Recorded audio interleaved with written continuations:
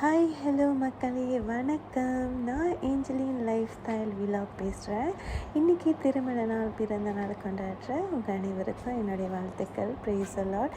வாழ்க வளமுடன். இன்றைக்கி நம்ம சேனலில் நம்ம என்ன பார்க்க போகிறோம் அப்படின்னு பார்த்தீங்கன்னா, எண்ணெய் கத்திரிக்காய் மலேசியன் ஸ்டைலில் எப்படி செய்யலான்னு. நான் செய்கிற ஒவ்வொரு ஸ்டைலுமே எங்கள் அம்மாக்கிட்டேருந்து நான் கற்றுக்கிட்டது தான். எங்கள் அம்மா எண்ணெய் கத்திரிக்காய் ரொம்ப சூப்பராக செய்வாங்க. அந்த எண்ணெய் கத்திரிக்காய் இருந்தால் மட்டும் போதும், அதுலேயே ரைஸை வச்சு சாப்பிட்றலாம். ஃபஸ்ட்டு கடாயில் கொஞ்சமாக எண்ணெய் ஊற்றிட்டு மஞ்சத்தூள் உப்பு போட்டு நம்ம வச்சுருக்கிற கத்திரிக்காய் வந்து பொரித்து எடுத்துக்கணும்.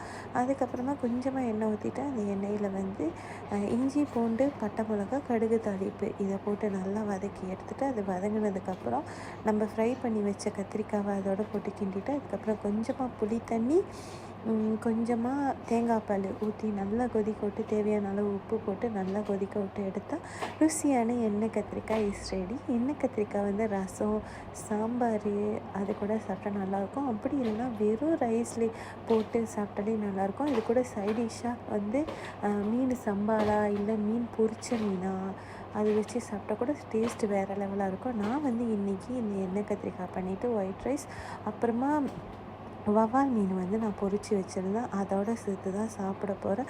நீங்களும் செஞ்சு பார்த்துட்டு சாப்பிட்டுட்டு எப்படி இருக்குன்னு சொல்லுங்கள் மக்களே. எண்ணெய் கத்திரிக்காய் செய்கிறது ரொம்ப ஈஸி, ஆனால் டேஸ்ட்டு அல்டிமேட்டாக இருக்கும். நீங்களும் செஞ்சு பார்த்துட்டு சொல்லுங்கள்.